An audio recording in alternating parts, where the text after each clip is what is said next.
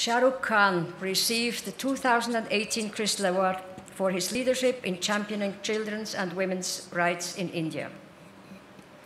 Shah Rukh Khan was born in Delhi, India. When his school teacher asked him what he wanted to be in the future, he said he would become a Bollywood star.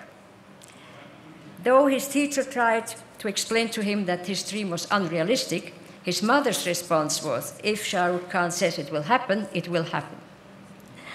So the story goes. Today, with a following that runs into the billions and a series of films that speak of his tremendous talent and intense work, Shah Rukh Khan is an icon who entertains and inspires his fellow countrymen and women, and who is loved by film audiences around the world, across languages and cultures.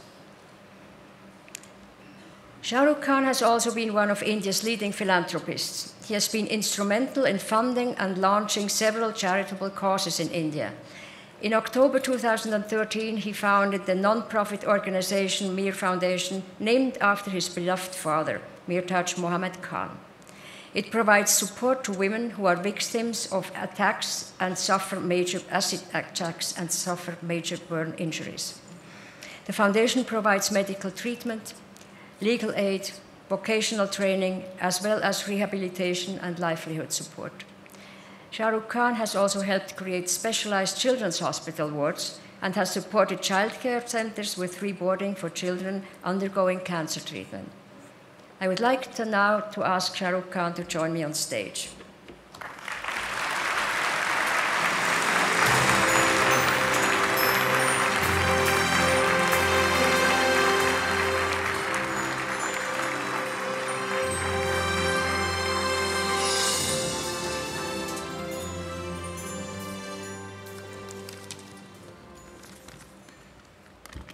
I'm genuinely and deeply grateful for this honor, and it is indeed a privilege to be in the company of two phenomenal and extraordinary human beings and talent, Cate Blanchett and Sir Elton John. She is, of course, a lady who commands the wind, and you, sir, command the song of a billion hearts, including mine. So I'm really, really touched that I've been chosen between these two. Just a special request, before you go, can I do a selfie? Now, there I've embarrassed my children. Actors are renowned narcissists. No matter how much we pretend not to believe in external beauty, we tend to be obsessed by it one way or another. And perhaps being surrounded by this obsession of beauty, a few years ago I came across a lady who had been brutalized by an acid attack. And it kind of changed my life, or the perspective of it at least. To disfigure a woman by throwing acid on her face is, to me, one of the basest, crudest acts of subjugation imaginable. At the source of it lies the view that a woman does not have the right to assert her choice, to say no to the advances of a man or a group of people. And yet each of the women I met, I'd found within them the courage to move on with their lives and to reject the idea of victimhood. What struck me most about them was this, that what was done to them only made them braver and stronger and more able to free themselves to make the choices everyone around them was telling them they could not make, couldn't make, or should not make. From them, I have learned how courage can catalyze victimhood into heroism, how solidarity rather than charity enables the human will to overcome, how equality is not a concept, but a truth that encompasses all living beings, and how the service of others is not a choice anymore for any of us. It is a duty that all of us must fulfill in the name of humankind. When I journeyed through the lives of these heroic women and children through the work of Mir Foundation, I experienced a complete reversal of perspective. I stumbled upon the truth that there are no benefactors and no beneficiaries between living beings anymore.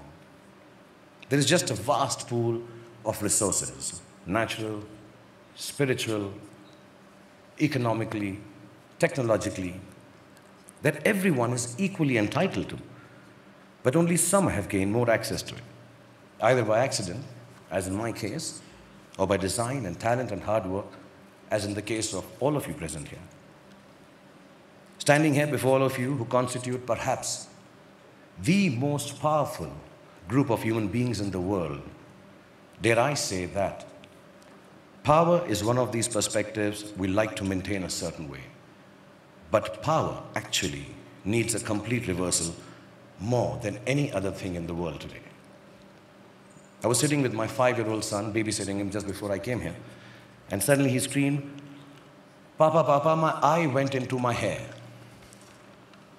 Can you get my eye out of my hair?"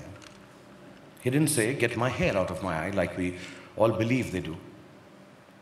It's a bit like that when you have power, I think. You think things get in its way, but actually it's the power that is getting in the way.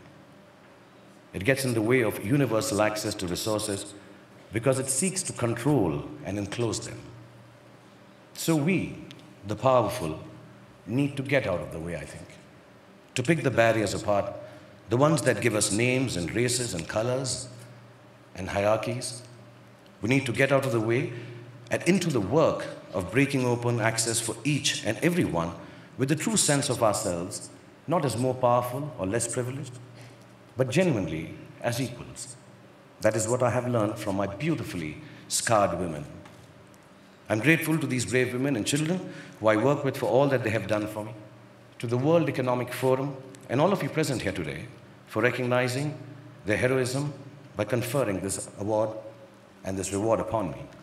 Also, I want to thank my sister and my wife and my little daughter for bringing me up well and teaching me the value of requesting, sometimes imploring, and if I may add, sometimes even begging a yes from a woman instead of forcing it upon her. Thank you so much, Professor Schwartz, for having me here. And thank you, Mrs. Schwartz. Thank you, Davos. Namaskar and Jai Hind. Thank you.